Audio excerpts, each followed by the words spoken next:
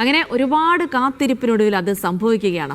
UDF യോഗത്തെക്കുറിച്ചാണ് പറഞ്ഞു വരുന്നത്. ഇന്ന് UDF യോഗം ചേരും. ബോർഡ് കോർപ്പറേഷൻ സ്ഥാനങ്ങളൊന്നും തീരുമാനമായിട്ടില്ല, വിഭജനം നടന്നിട്ടില്ല തുടങ്ങിയ ഒരുപാട് ചർച്ചകൾ നടന്നിരുന്നതിൽ ഒടുവിൽ എപ്പോൾ UDF യോഗം ചേരുമെന്നുള്ളത് വ്യക്തമാക്കിയിട്ടുണ്ട്. സർക്കാരിനെയും മുന്നണിയെയും വിഷമവൃത്തത്തിലാക്കിയ നിരവധി വിഷയങ്ങളുടെ കുരുക്കഴിക്കുക എന്ന നിർണായക ദൗത്യമാണ് അടുത്ത UDF യോഗത്തെ കാത്തിരിക്കുന്നത്. വീര്യം കുറഞ്ഞ മദ്യവിൽപ്പനയ്ക്ക് അനുമതി നൽകണമോ എന്നതാണ് ഇതിൽ പ്രധാനം. ഒപ്പം PM ശ്രീയിൽ മുന്നണി നിലപാടെന്തെന്നതും നിർണായകമാണ്.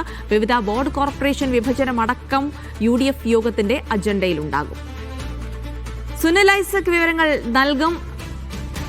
Sunil, good morning. അപ്പോൾ ഈ ബോർഡ് കോർപ്പറേഷൻ വിഭജനവുമായി ബന്ധപ്പെട്ടും ഒപ്പം തന്നെ ഈ മദ്യ നയവുമായി ബന്ധപ്പെട്ടും ഒക്കെ വലിയ വിമർശനങ്ങൾ ഉയരുമ്പോൾ മുന്നണി യോഗം ചേരുന്നില്ല എന്നുള്ളത് തന്നെയായിരുന്നു അതിൻ്റെ ഏറ്റവും പ്രധാനപ്പെട്ടത്. കാരണം മുന്നണി യോഗം ചേരാനായിരുന്നില്ല. അങ്ങനെ ഒടുവിൽ മുന്നണി യോഗം ചേരാൻ 30-ാം തീയതി യോഗം ചേരാൻ തീരുമാനിച്ചിരിക്കുന്നുണ്ട്. നിരവധി നിർണായക വിഷയങ്ങളിൽ മുന്നണി ഒറ്റക്കെട്ടായി തീരുമാനം എടുക്കേണ്ടതുണ്ട്. അപ്പോൾ എന്തായാലും ഈ വരുന്ന മുന്നണി യോഗം അത് UDFനെ സംബന്ധിച്ചിടത്തോളം വളരെ നിർണായകമാണ്.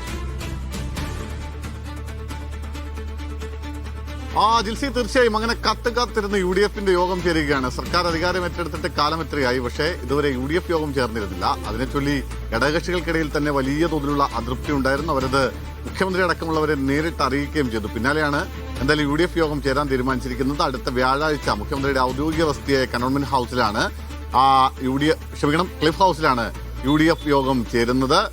അത് സംബന്ധിച്ച അറിയിപ്പ് എല്ലാ ഘടകകക്ഷി നേതാക്കൾക്കും നൽകുകയും ചെയ്തിട്ടുണ്ട്.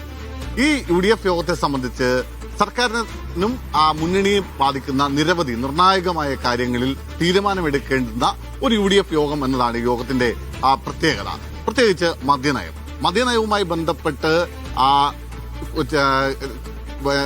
കുറഞ്ഞ മദ്യത്തിന്റെ, അതായത് വില കുറഞ്ഞ വീര്യം കുറഞ്ഞ മദ്യത്തിന്റെ നികുതി ഘടന അത്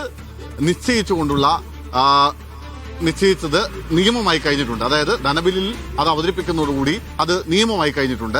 പക്ഷേ അത് നിയമമായെങ്കിൽ കൂടിയും ഇത് വിറ്റഴിക്കണോ വേണ്ടോ എന്ന കാര്യത്തിൽ ഇപ്പോഴും ഒരു തീരുമാനമായിട്ടില്ല.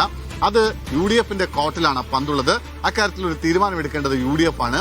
UDF തീരുമാനിക്കട്ടെ, അതിനുശേഷം വിൽക്കണോ വേണ്ടോ എന്ന കാര്യത്തിൽ തീരുമാനമെടുക്കുമെന്നാണ് മുഖ്യമന്ത്രിയും സഭയെ അറിയിച്ചത്. എന്തായാലും ആ കാര്യത്തിൽ മുന്നണിക്കുള്ളിൽ തന്നെ ഭിന്നാഭിപ്രായമുണ്ട്, പാർട്ടിക്കുള്ളിൽ തന്നെ ഭിന്നാഭിപ്രായമുണ്ട്.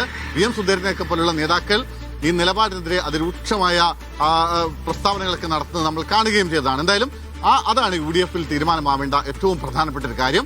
അക്കാര്യത്തിൽ UDF അന്തിമ തീരുമാനമെടുത്താൽ മാത്രമേ വീര്യം കുറഞ്ഞ മദ്യം കേരളത്തിൽ വേണോ വേണ്ടോ അല്ലെങ്കിൽ വിൽപ്പനയ്ക്ക് വരുമോ എന്ന കാര്യത്തിൽ ഒരു തീരുമാനമാകും. മറ്റൊന്ന് PMC ആണ്. PMCയെ സംബന്ധിച്ച് അക്കാര്യത്തിൽ ഒരു തീരുമാനമെടുക്കുന്നതിന് വേണ്ടി മന്ത്രിസഭാ ഉപസമിതിയെ തീരുമാനിച്ചിരുന്നു. മന്ത്രിസഭാ ഉപസമിതി പക്ഷേ അതിലൊരു ഏകാഭിപ്രായത്തിലെത്താൻ ഇപ്പോഴും കഴിഞ്ഞിട്ടില്ല. ആ ഒരു പശ്ചാത്തലത്തിൽ അതും UDF യോഗത്തിൽ ചർച്ചയാകും. മറ്റൊന്ന് പ്രധാനപ്പെട്ട കാര്യം ബോർഡ് കോർപ്പറേഷൻ വിഭജനങ്ങളാണ്. ബോർഡ് കോർപ്പറേഷനിൽ പലതും ഭൂരിഭാഗവും നാഥനില്ല കളരിയായിരിക്കുകയാണ്. അവിടെ പല കാര്യങ്ങളും നടക്കുന്നില്ല. ബോർഡ് അംഗങ്ങളില്ല, ബോർഡ് ചെയർമാനില്ല, ഭരണസമിതിയില്ല. അതൊരു വലിയ പ്രതിസന്ധിയായിക്കൊണ്ട് മുന്നിലുണ്ട്. സ്വാഭാവികമായും അതിന് മുന്നോടിയായി ഏതൊക്കെ ബോർഡ് സ്ഥാനങ്ങൾ ആർക്കൊക്കെയെന്ന് നിശ്ചയിക്കേണ്ടതുണ്ട്. അതായത് UDFൽ ആദ്യം വീതം വെപ്പ് നടക്കണം. ആ വീതം വെച്ചതിന് ശേഷം മാത്രമായിരിക്കും അതാത് കക്ഷികൾക്ക് ആ സ്ഥാനങ്ങളിലേക്ക് ആരെ കൊണ്ടുവരണമെന്നത് സംബന്ധിച്ച കാര്യങ്ങളിലേക്ക് ഒരു തീരുമാനമെടുക്കാൻ കഴിയൂ.